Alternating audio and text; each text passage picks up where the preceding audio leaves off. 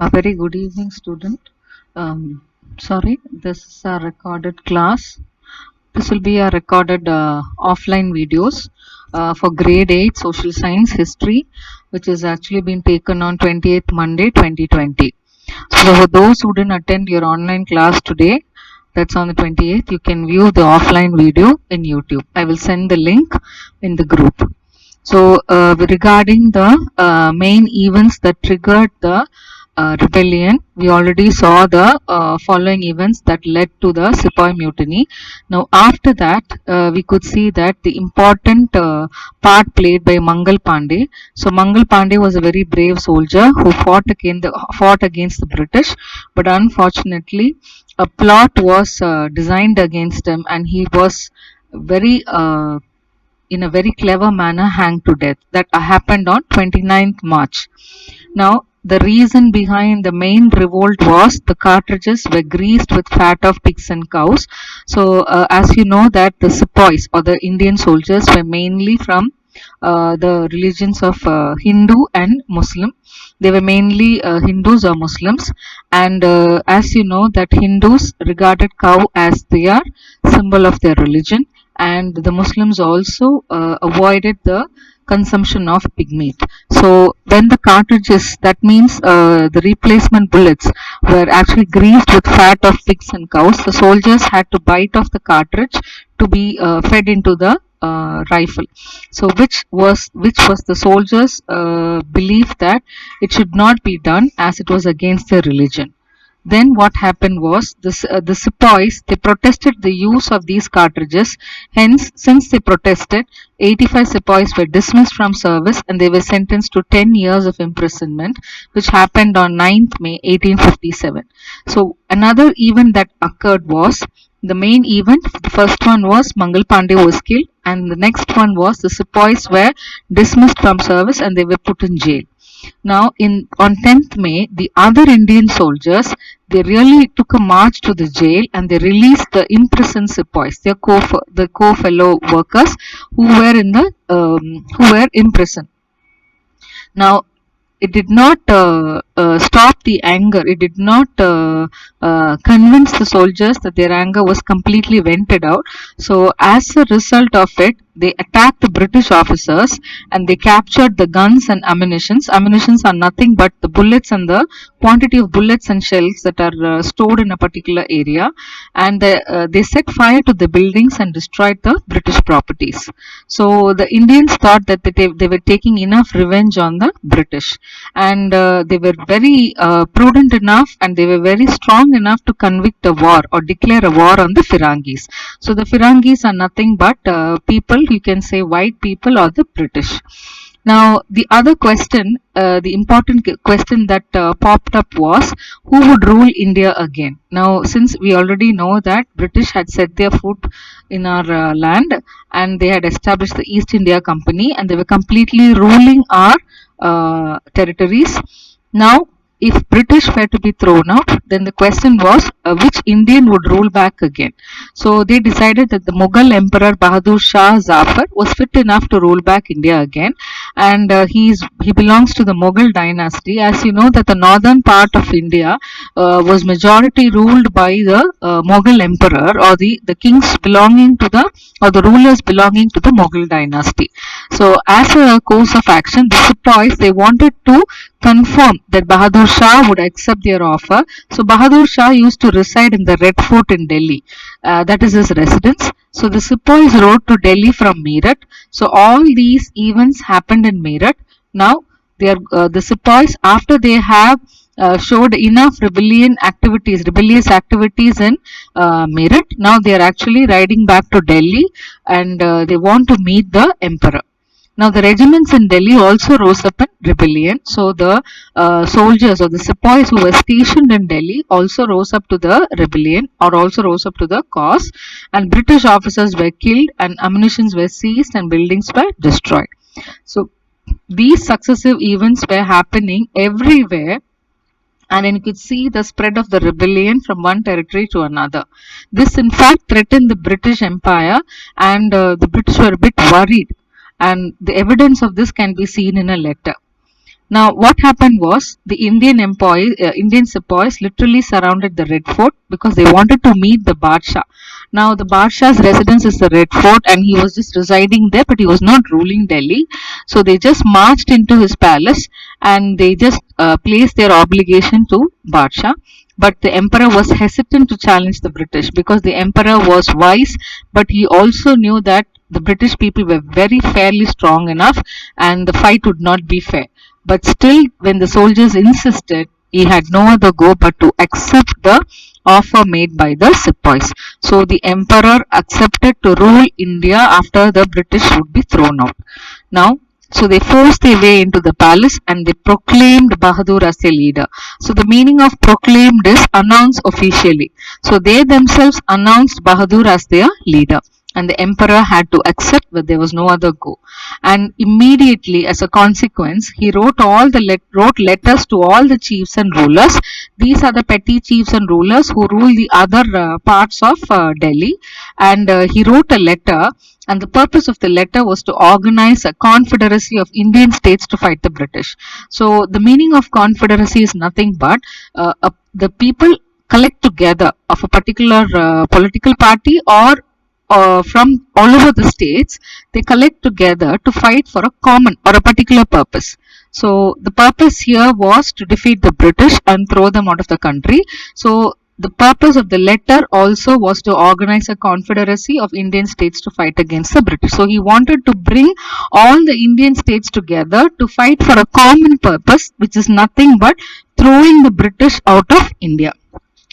So to justify Bahadur's confederacy, he had written all the letters because Bahadur's intention was not only being selfish or he did not have a motive on his own, but he had actually spread the word that it was a desire of every Indian.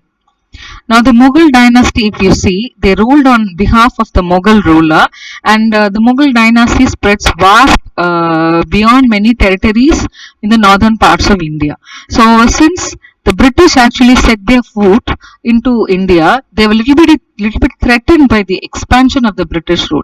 So the Mughals were literally frightened by how the British started expanding their rule in India, and hence, with no other option, they had to accept the confederacy.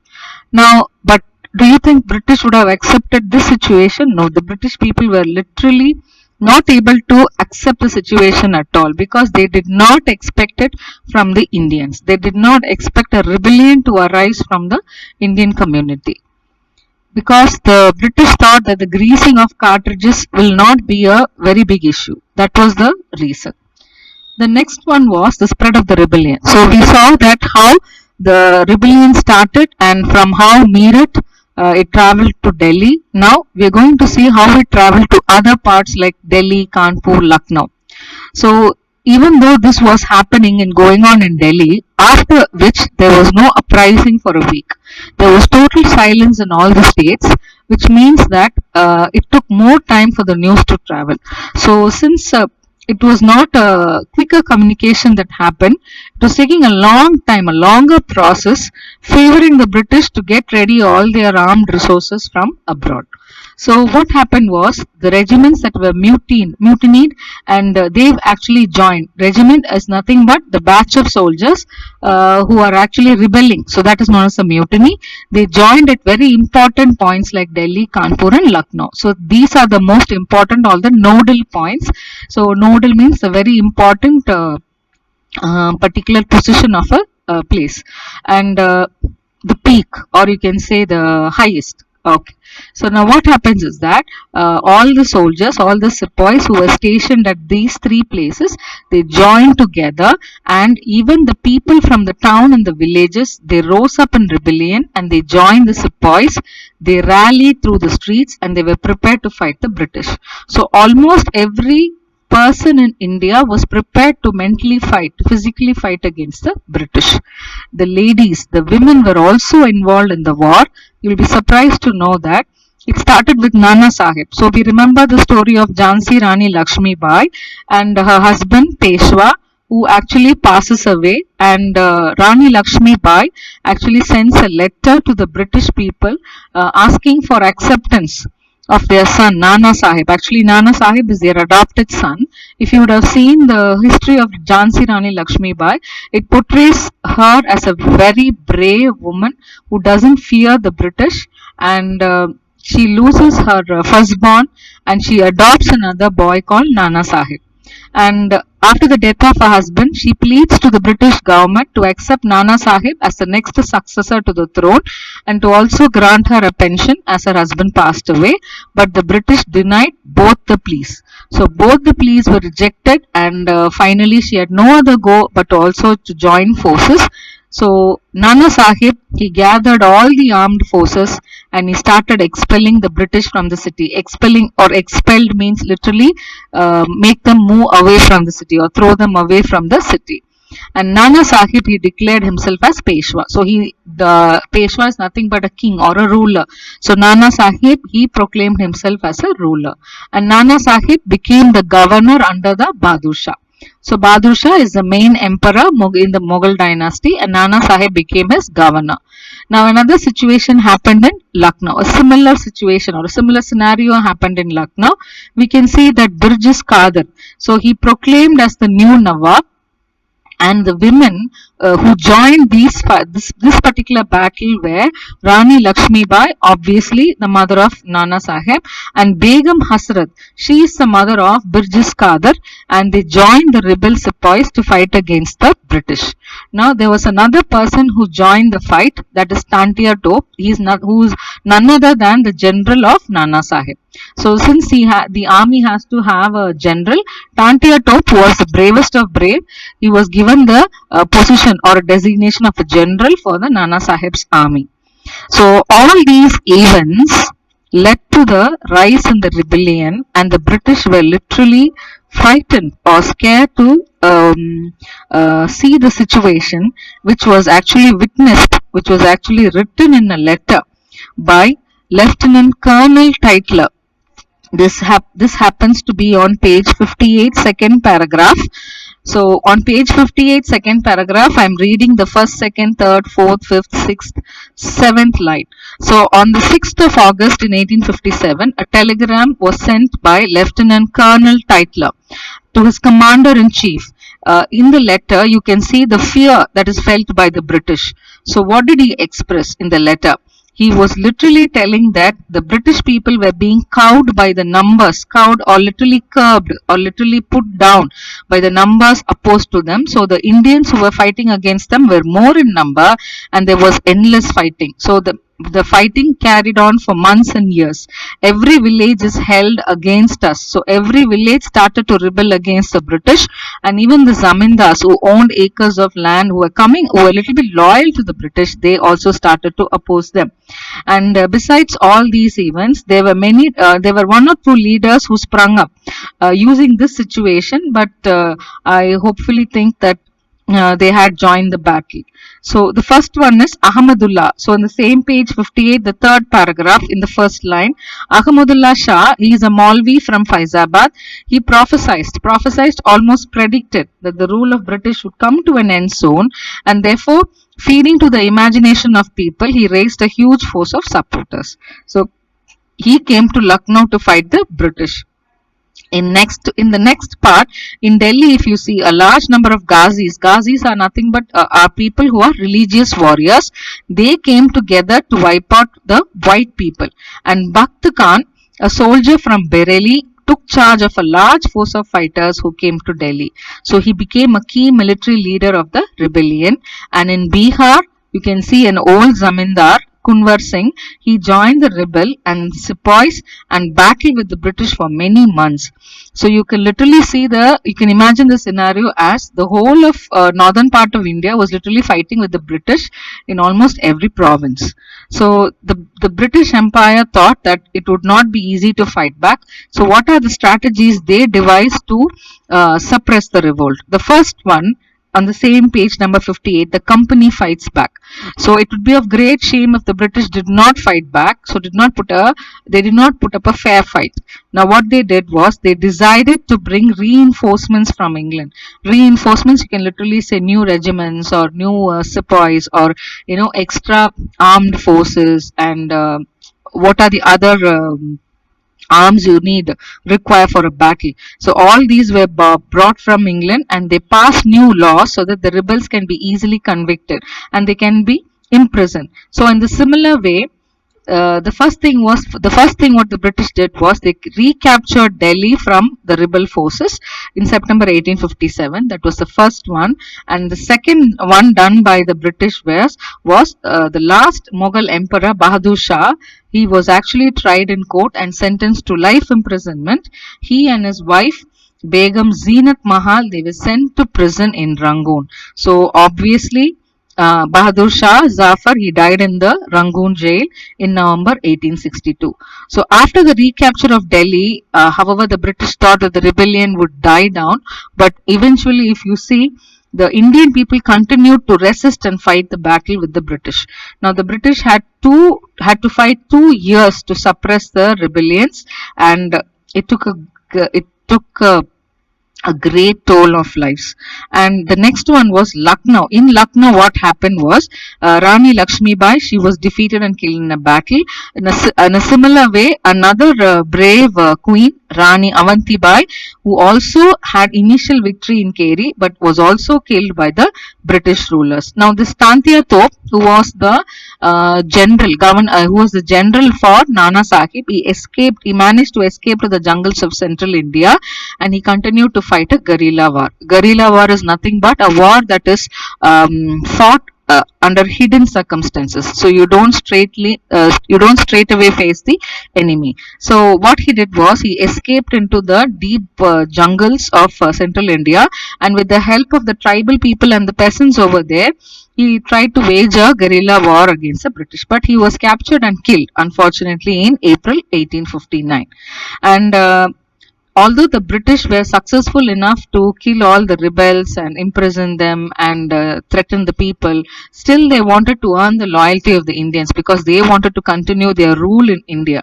So, what are the things they did to win back the loyalty?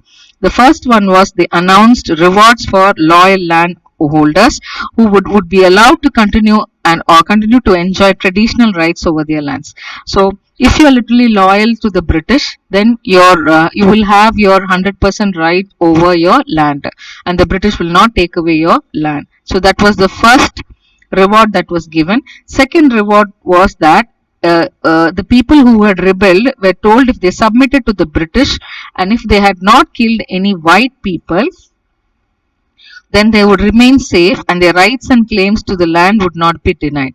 So the rebels, they gave even the rebels a second chance. That means that the rebels were asked to surrender, and should not have killed any white. They should not have killed any British people, and they would still remain safe under the British, and they would also have their rights and claims to the land. So although they tried to propose several rewards to win the loyalty of people. Besides these, still we could see that many sepoys, rebels, nawabs, and even rajas were tried and hanged. So this is the end of today's session. I hope you clearly understood the flow of or the sequence of events. We saw from the beginning how the rebellion or how the mutiny started in like a small spark, but it started to rage like fire, wildfire, because of the spreading of the rebellion, and all the territories embraced the very common idea that they should fight against the British and the British should not rule them. But unfortunately, they did not succeed. Although a war was waged, the British were successfully, very clever enough, very successfully able to take over the Indian rule again. And I guess so. Aftermath is nothing but the result or what happened after the war. So that is the aftermath. So that is going to be discussed in the next class. This flowchart will be posted in the group. Kindly copy this flowchart for the easier understanding of the lesson, and to remember certain facts, it is better to learn it like a flowchart. I hope it helps you. This will be posted in the group. You can copy it in the social science textbook, and you can privately you can send it to me so that I can check your work. Thank you, students. We end the class with this today.